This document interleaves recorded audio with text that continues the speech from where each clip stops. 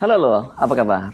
Semoga selalu dalam keadaan sehat walafiat, tetap semangat. Saya Harus Arif bersama dengan Bung Rocky Gerung. Bung Rocky, Wakil Ketua DPR Sumi Dasko Ahmad mengirim surat edaran ke Ketua Komisi DPR untuk menunda pembahasan pemangkasan anggaran dengan kementerian dan lembaga yang menjadi mitranya.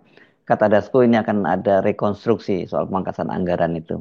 Apa ini mereka itu nggak menghitung sebelumnya ya dampaknya ini kecuali fokus ke anggaran makan siang gratis bisa terpenuhi dan sekarang ini di mana-mana orang berteriak soal adanya PHK dan juga kemudian kepala-kepala daerah juga mulai berteriak karena dana transfer mereka dari pusat juga dikurangi. Ini kan membuat mereka juga nggak bisa berbuat apa-apa di daerah. Sebetulnya kalau kita dalami psikologi publik secara fenomenologis, tentu tidak memerlukan survei yang mahal-mahal dan dibiayai oleh satu kepentingan untuk mengenali bahwa setelah 100 hari Presiden 100 hari Presiden Prabowo, ada kegugupan pemerintah untuk memberi arah atau memberi keyakinan pada rakyat bahwa ada arah kebijakan. Dan itu tidak mungkin diucapkan melalui fokus group discussion, tidak mungkin dipertengkarkan di dalam talk show, tidak ada gunanya juga dihasilkan melalui keributan di sosial media itu. Kalau kita renungkan dengan logika yang sedikit kita bersihkan dari pengaruh politik, kita akan dapat yang biasa disebut crème de la crème, inti dari persoalan, yaitu kegagalan pemerintah 100 hari ini, kita ucapkan secara jujur, untuk minimal memberi sense of direction itu. Karena itu, semua hal yang diucapkan hari ini menimbulkan kontroversi.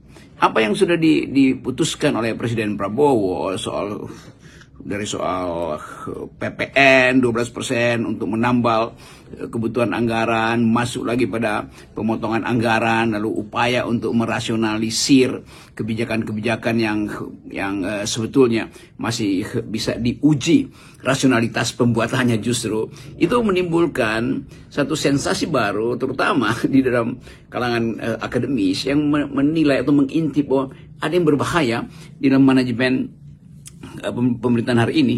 Jadi secara objektif kita mesti terangkan bahwa ada sesuatu yang sedang bergolak di dalam kabinet, yaitu ketidakpercayaan terhadap keputusan sendiri. Kira-kira itu sinopsis saya tuh. Tidak percaya pada keputusan sendiri. Jadi mengeksekusi sesuatu yang juga dia ragukan sebetulnya. Nah, itu yang terjadi hari-hari ini, dan tanda-tanda itu mulai terbaca justru ketika pemerintah tidak bisa secara satu orkestrasi atau dalam satu orkestrasi mengucapkan hal yang betul-betul terbaca sebagai hasil kebijakan yang dikalkulasi secara rasional, dihitung mitigasinya, dan dipertaruhkan legitimasi dari pembuat kebijakan itu tuh. Jadi itu yang di awal ingin saya terangkan, bahwa ada kegugupan pemerintah untuk menerangkan arah kebijakan, dan kegugupan itu tentu dibaca oleh mereka yang berupaya mempertanyakan legitimasi kekuasaan hari ini, berupaya untuk menghubungkan dengan kejahatan-kejahatan kebijakan di periode Pak Jokowi, dan pada akhirnya masyarakat internasional akan merumuskan bahwa Indonesia masih ada dalam kegugupan kebijakan. Kira-kira itu kesimpulan di depan yang akan menentukan pembicaraan publik di minggu-minggu ini. Situasi semacam ini jelas sangat mengkhawatirkan, apalagi kalau kita baca ini kan banyak sekali anak-anak Indonesia yang sekarang ini, anak-anak muda terutama Gen Z, yang merasa dia sudah putus harapan dengan Indonesia dan memutuskan lebih baik pergi dari Indonesia, yang menurut mereka itu tidak punya harapan. Tapi terutama yang mencemaskan saya justru sikap atau persepsi dari Gen Z, dari anak-anak milenial yang menganggap bahwa Indonesia ini bukan lagi negeri yang bisa memberi semacam harapan. Dan banyak anak muda yang diam-diam sebetulnya ingin tukar kewarganegaraan, bukan karena mereka tidak patriotik, tapi bagi mereka masa depan itu lebih penting daripada urusan nasionalisme, tukar tambah partai, koalisi ini itu. Jadi kita mesti melihat bagaimana persepsi anak-anak muda ini yang menganggap bahwa negeri ini tidak bisa lagi mengurus mereka. Mereka tidak bisa mengucapkan secara verbal karena mereka tidak punya semacam corong politik. Beda dengan buzzer, beda dengan influencer yang setiap saat bisa memuliakan seseorang itu dengan slogan-slogan yang fantastis, tapi sebetulnya isinya adalah demagogi semua. Jadi kita pahami itu. Dan mereka yang bahkan berada di luar negeri, yang berupaya untuk melihat Indonesia, menganggap bahwa ya kalau begitu nggak perlu pulang ke Indonesia. Jadi terjadi brain drain, intellectual capital outflow, sementara keinginan pemerintah untuk mengambil isu ini supaya Indonesia bisa diperkuat dengan pulangnya mereka yang pernah belajar di luar negeri justru akan terbengkalai. Jadi ini fakta keras yang mesti dihitung dengan sangat hati-hati itu. Yang kedua, kita lihat datanya hari ini bahwa ada 20 sekian persen, 23 atau 27% generasi muda yang di dalam data BPS itu tidak punya harapan atau tidak punya akses untuk punya harapan itu. Kenapa? Karena mereka adalah 23%, 23% milenial ini tidak bersekolah, tidak bekerja, dan tidak dengan sendiri tidak punya harapan pada masa depan. Jadi mereka tidak kehilangan akses pada pendidikan, kehilangan akses pada keahlian, dan kehilangan akses pada harapan.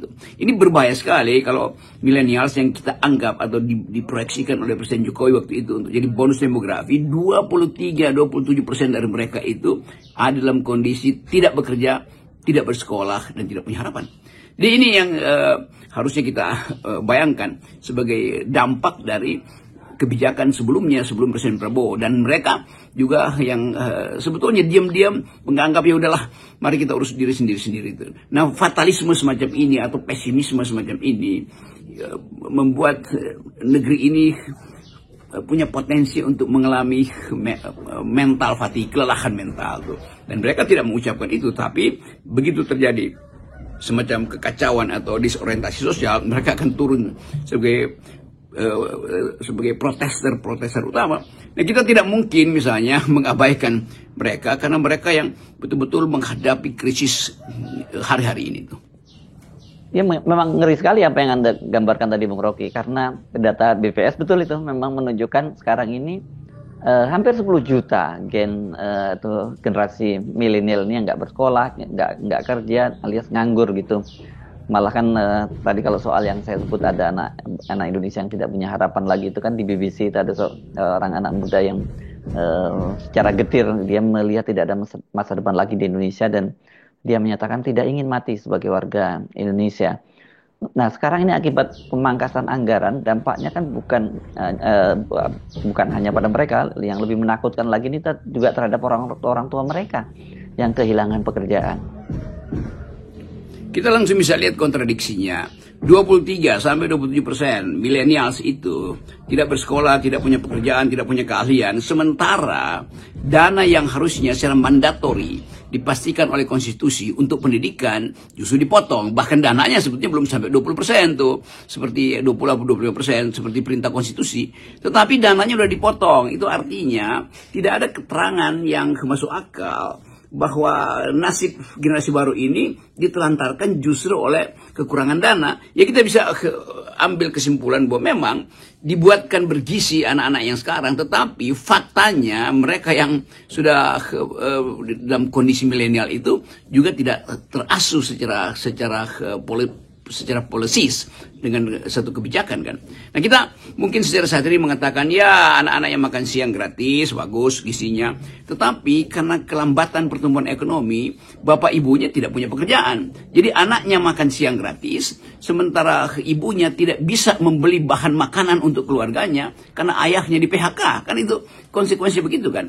Jadi setiap kebijakan itu ada trade off-nya. Nah, kita mau lihat itu tuh. Bahkan kita bisa pastikan atau menduga bahwa seandainya dalam satu semester ini harga-harga kebutuhan pokok merambah naik dan stabilitas politik mulai terganggu tuh karena diam-diam ada persaingan antara Presiden Jokowi dan Presiden Prabowo, hal yang memang tidak ingin diucapkan atau dibantah oleh kedua belah pihak, tetapi secara mental politik, secara psikologi politik pasti Jokowi mempersiapkan semacam fasilitas untuk memungkinkan dinasti dia itu tumbuh terus, dan sudah terjadi ada faktor penentu, yaitu adanya Gibran di dalam kabinet sebagai wakil presiden bahkan. Nah, kita mulai membayangkan kesulitan-kesulitan ke depan untuk menemukan apa yang bisa kita jaminkan sebagai janji dari Presiden Prabowo untuk pro rakyat, untuk melindungi rakyat, dan akibat dari kebijakan yang tidak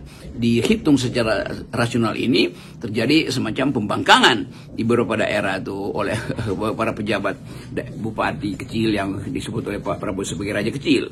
Terdapat juga mulai ada tukar tambah di beberapa kementerian yang punya standing di DPR untuk memeriksa kembali rasionalitas dari penghematan itu tuh. Jadi semua hal ini memperlihatkan bahwa ada yang berbahaya di kita tuh, dan bahaya itu harus segera dideteksi dari awal tuh, dan kemungkinan itu yang bisa membuat kita bertahan sementara ini. Tetapi pertahanan rakyat itu tidak mungkin terus-menerus menganggap oke, kita sabar nanti semester depan, tidak mungkin begitu. Paling tidak ada keterangan yang lebih pasti dari Presiden Prabowo supaya hiruk pikuk soal kepastian pemotongan anggaran ini dan apa alasannya kementerian sana dipotong, kementerian yang ini enggak. Jadi itu mesti diterangkan dengan cara saksama dan dalam tempo yang sesingkat-singkatnya.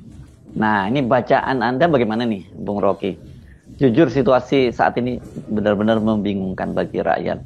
Banyak yang tadinya mereka ini sebenarnya tidak mendukung Pak Prabowo pada Pilpres lalu, tapi kemudian melihat manuver Jokowi dan juga kekhawatiran bahwa Gibran yang jadi presiden itu, mereka sekarang kemudian berbalik mendukung Pak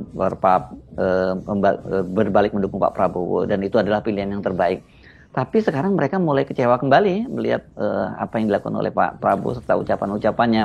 Apalagi yang terakhir ya, Pak Prabowo malah mentertawakan atau membuat mereka lucu, itu yang mau memisahkan dengan Jokowi. Padahal kan kita bukan berarti kalau memisahkan Pak Prabowo dengan Pak Jokowi itu untuk mengadu domba, tapi itu untuk kebaikan bangsa, untuk menyelamatkan bangsa ini, karena problem atau persoalan terbesar dari bangsa ini kan dimulainya di era Jokowi. Ya jadi jangan dilanjutkan lagi dengan anaknya Gibran Rakabuming gitu loh.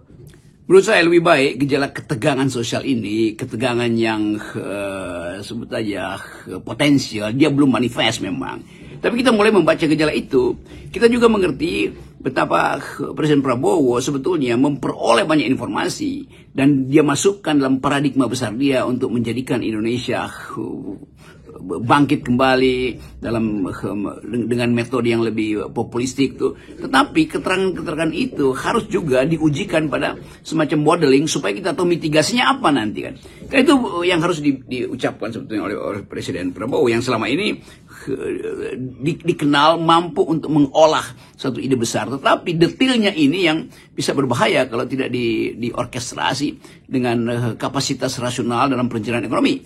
Kan itu dasarnya tuh. Jadi kalau ini gagal, misalnya berantakannya makan siang itu karena manajemennya mungkin seharusnya dimulai dengan semacam model dulu, tapi tiba-tiba dibikin nationwide, dan problem-problem itu kelihatannya banyak dipromosikan dengan cara yang tidak real oleh para buzzer, oleh para influencer, sehingga masalahnya tidak dikenali dengan baik. Tapi lebih dari itu, kita tahu bahwa masyarakat kita itu ya masyarakat yang antropologinya adalah nerimo tuh. Tetapi kita juga tahu bahwa orang Indonesia itu dikenal dengan istilah amuk tuh. Jadi dari nerimo ke ngamuk itu bisa hanya satu kejadian kecil, dan bahayanya adalah kita tidak punya sensor yang bisa kita maksimalkan untuk mengetahui wilayah mana yang hotspot kemarahannya. Sebetulnya tinggal satu langkah dari nerimo menjadi ngamuk. Dan fenomena ini juga bukan cuma fenomena Indonesia. Kita lihat bagaimana di Bangladesh itu seorang Perdana Menteri yang baru dilantik mungkin belum sebulan akhirnya digeruduk oleh rakyat. Karena rakyat nggak tahu lagi mau minta apa atau minta pertanyaan apa dari pemerintah. Jadi ini sebetulnya sekedar penanda dan semua hal yang kita ucapkan melalui FNN adalah basisnya adalah analisis terhadap keadaan. Bukan upaya untuk mengompori atau memecah belah satu pihak dengan pihak lain. Tapi kita ingin dudukkan supaya publik atau karena publik menunggu semacam keterangan akademis yang rasional, yang terang-terangan tentang keadaan. Bukan sesuatu yang dimanipulasi melalui public relation para menteri. Bukan sesuatu yang diselundupkan melalui headline dari koran-koran yang didesain untuk pro pemerintah. Jadi sebetulnya suara publik ini sedang ada di dalam kecemasan dan Pak Prabowo harusnya memperoleh juga informasi yang langsung datang dari kemarahan atau semacam kegelisahan publik. Dan itu yang terus-menerus akan dipromosikan atau didiseminasi oleh riset-riset akademis dalam talk show yang kritis, dan FNN adalah bagian dari itu. Salam akal sehat. Oke, salam akal sehat.